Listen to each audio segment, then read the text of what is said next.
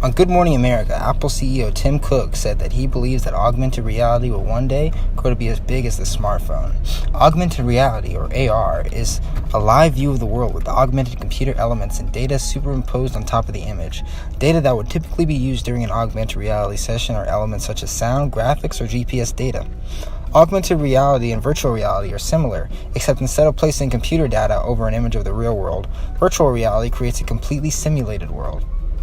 AR is not a technology that is coming tomorrow. It's already here, and millions of people have already used it before.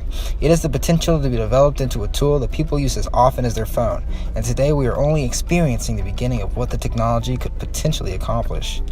Augmented reality is designed to present extra information over what the user already sees. The information can be useful to help the user in a certain task or the elements of a game.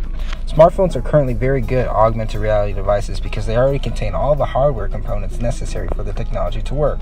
A processor, sensors, and a display are in all smartphones, and added accessories like GPS can help expand the functionality of augmented reality.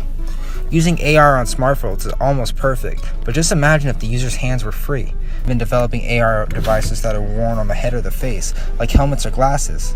There are other AR devices that are being developed, but today the smartphone and the helmet are the most popular contemporary augmented reality devices. So where does augmented reality come from? Morton Heilig is often referred to as the father of virtual reality. He was researching and developing the technology as early as the 1950s. He created a device called the Sensorama Stimulator for the purpose of being able to train individuals without subjecting them to hazardous environments. Computer scientist Ivan Sutherland expanded on his developments by creating a head mount which displayed computer graphics over a real image. This was the first true version of AR. Researcher Ronald T. Azuma of Hughes Research Laboratories wrote a paper titled A Survey of Augmented Reality in 1997. It was an extensive account about the possibilities of the technology, everything from entertainment to medical to educational and military uses for augmented reality. The paper he wrote gathered research and organized it in an efficient effort to explain what the technology does and what it can accomplish. It also explained difficulties in developing AR and offered ways to overcome them. The technology today is rapidly improving and becoming more user-friendly. Both Apple and Google are pushing hard to introduce augmented reality to their core users. Apple recently released a toolkit for developers so that they can design augmented reality mobile apps in a more efficient manner. And it uses all of the sensors and the camera on your device to do this.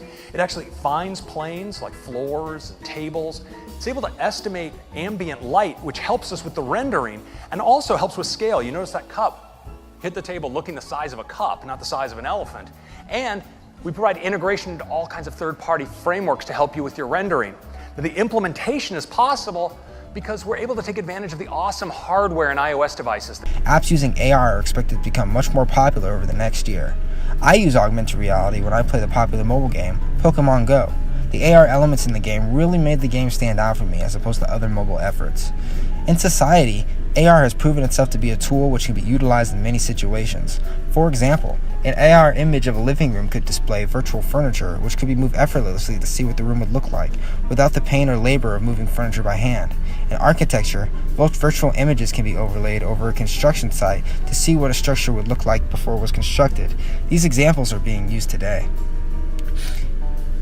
AR is also making art and entertainment more immersive than ever before. In the future, augmented reality could be a part of everyday life. For example, people will never miss a turn with augmented reality. Users will see the route right over the path of the road while traveling to a destination. In education, it could transform the classroom in various ways. Imagine students solving math problems with virtual shapes and geometry, or watching an educational video on augmented reality glasses. A video that tracks their movement in the room so they can walk around and experience different angles of 3D tracked film. In medicine, it may be a valuable training tool for students. There are also reports that it could potentially serve as an aid during minimally invasive surgery. So why is this technology disruptive? Augmented reality has the potential to create new markets and could eventually disrupt existing markets. New companies will arise that will create products for augmented reality, creating new specific jobs in the field. Many companies may have to adapt their core product and marketing strategies, much like they did when mobile computing became more popular than desktop computing and browsing the web.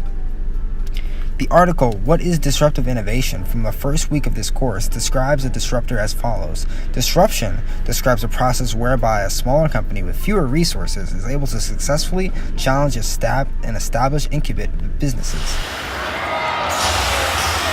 With HoloLens, you're completely untethered, which means Dan is free to move around as he shoots at enemies and avoids their fire.